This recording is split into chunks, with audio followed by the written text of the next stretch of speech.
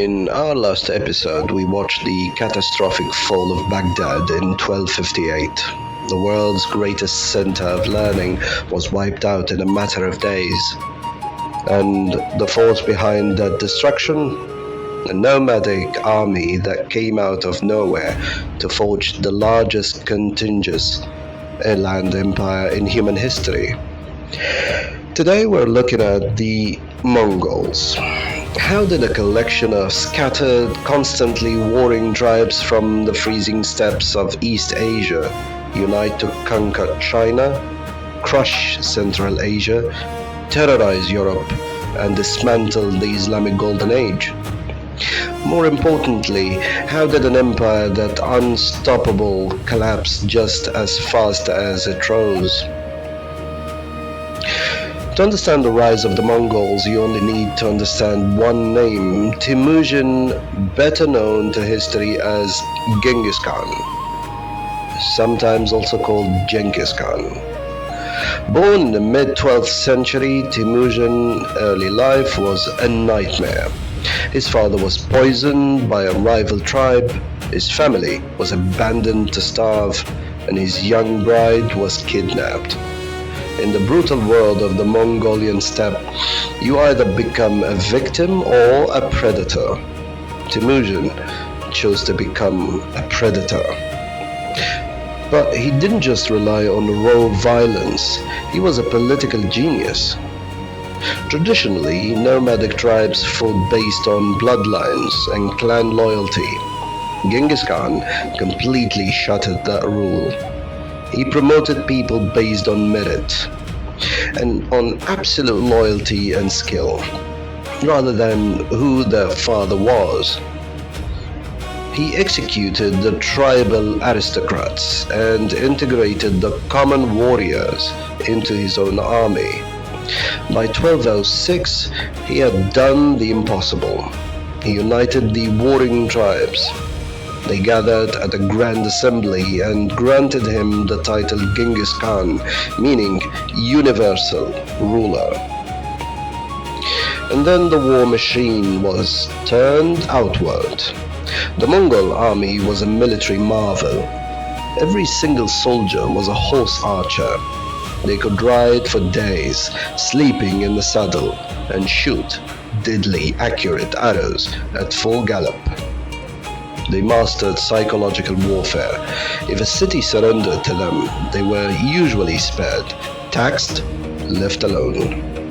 But if a city resisted, the Mongols would completely erase it from the map, butchering the population, leaving a pyramid of skulls outside the ruins as a warning to the next town. Genghis Khan swept into northern China, turned west into Central Asia, obliterating the wealthy Khwarezmian Empire. After its ruler foolishly executed Mongol trade ambassadors, by the time Genghis Khan died in 1227, his empire stretched from the Sea of Japan all the way to the Caspian Sea. And yet his death didn't stop the momentum. His sons and grandsons kept pushing. They conquered Russia in the dead of winter. They smashed European knights in Poland and Hungary. They conquered southern China, and as we know, they shattered Baghdad. At its peak, the Mongol Empire covered over 9 million square miles. For a brief moment, this massive empire brought an era known as the Pax Mongolica, the Mongol Peace, because one authority ruled the entire Silk Road. Trade flourished like never before. A traveler could famously walk from Europe to China with a golden saucer on their head without fearing robbery. Ideas, technology, goods flowed across continents. But this very connectivity carried the seeds of their undoing. In the mid-14th century, a deadly pathogen traveled along these freshly cleared trade routes. We know it as Black Death. The bubonic plague decimated populations across China, Europe, and the Middle East. paralyzed economies, cut off trade routes, isolated the different regions of the empire from one another. The economic lifeline of the Mongol superpower was severed. But the ultimate downfall of the Mongols wasn't just biological weapon, it was internal political failure. The empire had grown too big for its own good. Genghis Khan had originally divided the territory among his sons into 4 major regions called Khanates. At first, they all answered to the Great Khan in Mongolia, but by the late 1200s, the family began to turn on itself. Grandsons fought grandsons. Civil wars broke out over who should sit on the throne. The empire fractured into 4 completely independent states: the Yuan dynasty in China, the Akhanites in Middle East, the Chagatai Kanatai in Central Asia, the Golden Horde in Russia. Because the Mongols were brilliant conquerors but heavily outnumbered by the people they conquered, they began to assimilate. In the Middle East and Central Asia, the Mongol rulers converted to Islam and became culturally Persian or Turkic. In China, they adopted Chinese customs.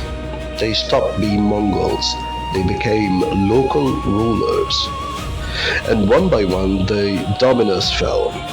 1368, a massive peasant uprising in China overthrew the Yuan dynasty, driving the Mongols back to the steppes.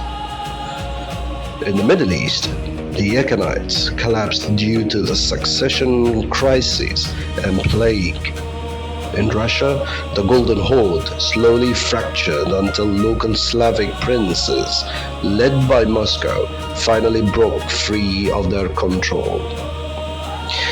The empire that had terrified the world ended not with one final explosion, but with a slow, agonizing fate. The legacy of the Mongols is complicated. On one hand, they caused unimaginable human suffering, slaughtering millions, erasing historic cities.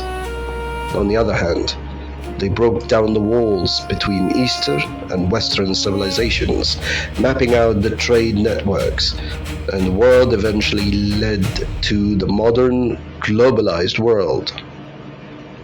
They were the storm that cleared the forest, making way for new empires like the Ottomans and the Ming dynasty and the Tsarist Russia to rise from their ashes. Thank you for tuning in. Don't forget to subscribe and let me know your thoughts. Do you think an empire built entirely on conquest can ever survive long-term peace? Until next time, keep looking beneath the surface. Goodbye.